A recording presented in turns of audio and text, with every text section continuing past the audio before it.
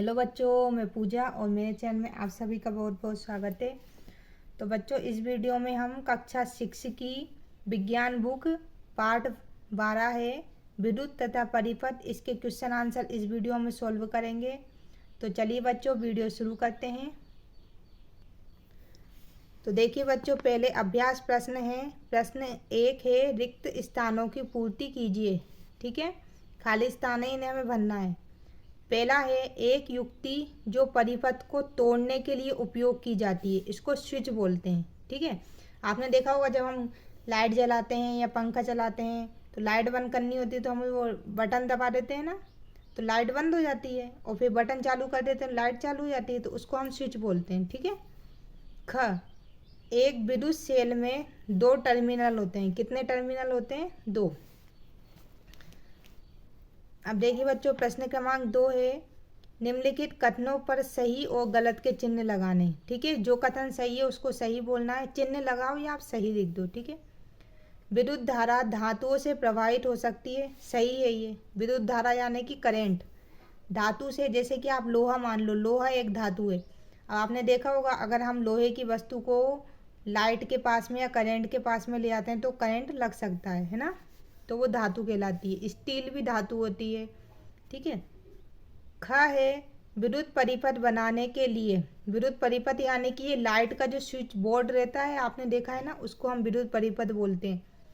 तो विद्युत परिपथ बनाने के लिए धातु के तारों के स्थान पर जूट की डोरी प्रयुक्त की जा सकती है। जूट, तो बच्चों देखो, जब हम लाइट की डोरी रहती है तो उसमें देखा होगा आपने, जो तार रहते हैं उसमें वो धातुओं के होते हैं, जैसे कि कुछ एल्यूमिनियम के होते हैं, कुछ हमारे तांबे के होते हैं, इस तरह से। लेकिन जूट की डोरी में से थोड़ी ना करंट जाएगा, तो ये गलत है ना।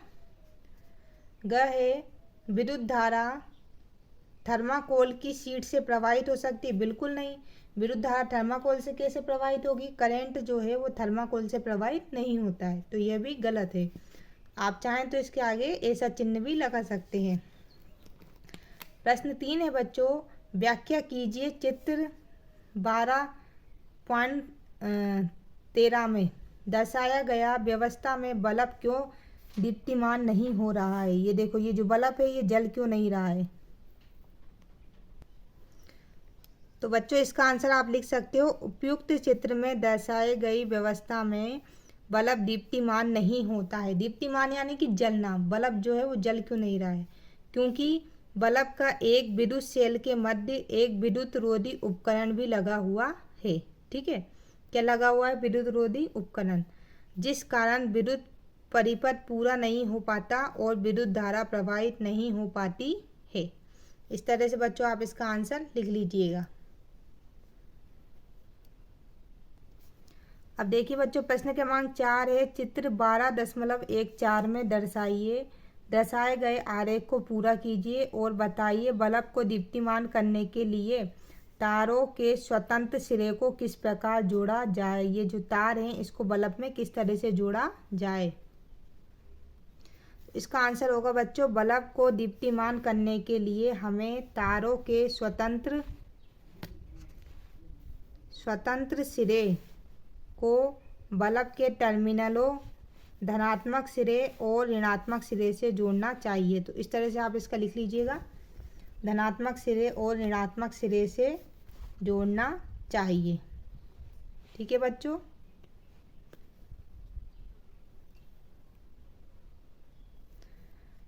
प्रश्न क्रमांक 5 है, विद्युत स्विच को उपयोग करने के लिए क्या प्रयोजन है?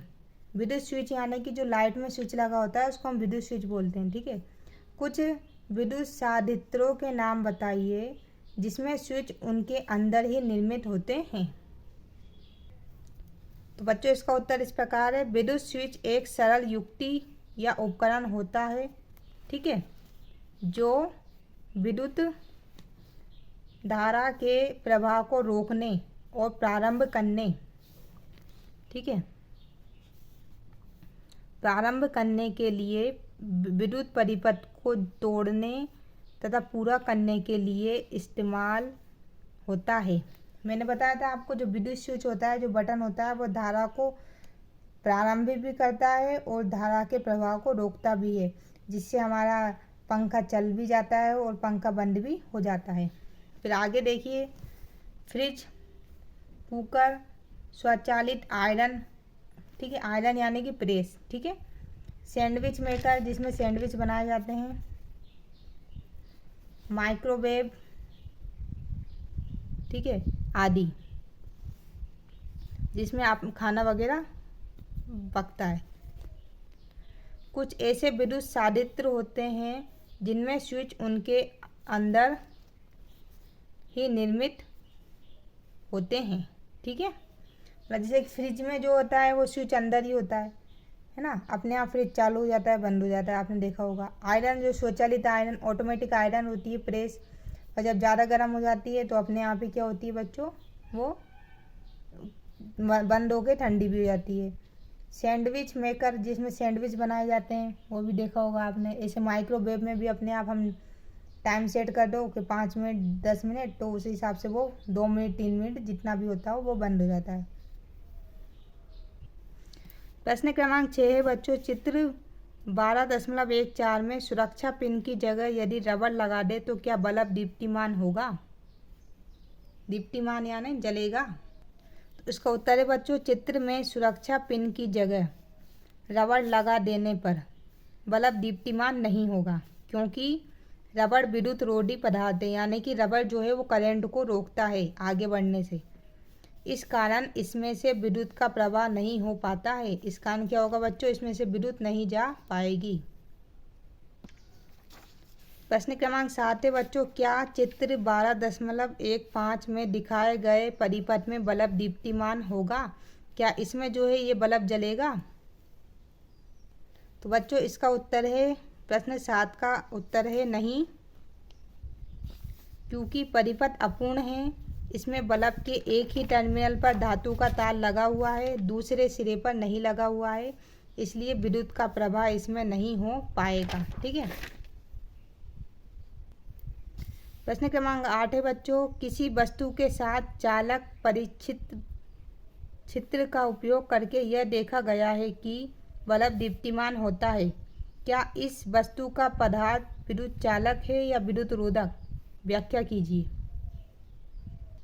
तो देखिए बच्चों, इसका उत्तर इस प्रकार है, इस वस्तु का पदार्थ विद्युत चालक है, क्योंकि विद्युत केवल विद्युत चालक पदार्थों में से ही प्रवाहित हो सकती है।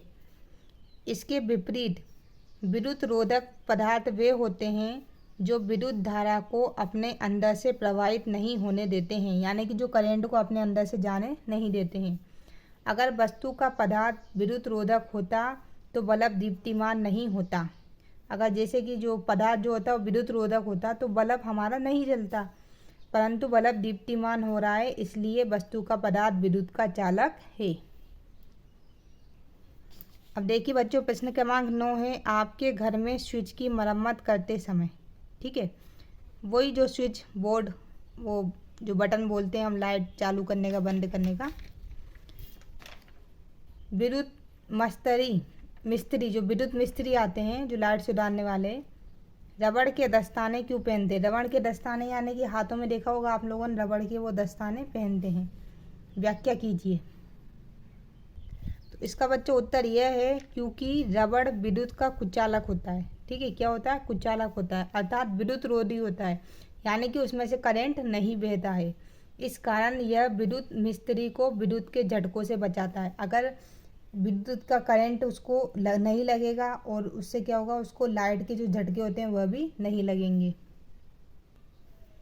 प्रश्न क्रमांक 10 है, विद्युत मिस्त्री द्वारा उपयोग किए जाने वाले औजार, ठीक है, जैसे जो विद्युत मिस्त्री लाइट सुधारने वाले होते हैं उनके द्वारा प्रयोग किए जाने वाले औजार, जैसे पेंचकस, प्लायर्स के हत्थों पर प्रायः प्लास्टिक और रबड़ के आवरण चढ़े होंगे। आपने देखा होगा जो पेचकस रहता है उसके एंड में प्लास्टिक लगी होती है, इस तरह से प्लायर जो रहता है उसमें भी प्लास्टिक लगी होती है ना। क्या आप इसका कारण समझा सकते हैं?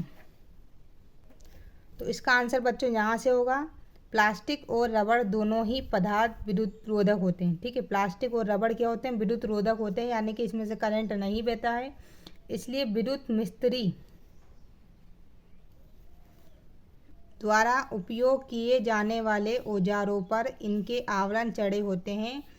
ठीक है, इनके आवरण के कारण विद्युत का करंट इनको नहीं लगता है। तो बच्चों यह वीडियो यहीं समाप्त करती हूँ। उम्मीद करती हूँ आपको वीडियो पसंद आई होगी। वीडियो अच्छी लगे लाइक जरूर करना। चैनल पर नए हैं तो प्लीज़ चैनल को सब्सक्राइब करना नहीं भूलना। मिलते हैं नेक्स्ट चैप्टर में, तब तक के लिए धन्यवाद।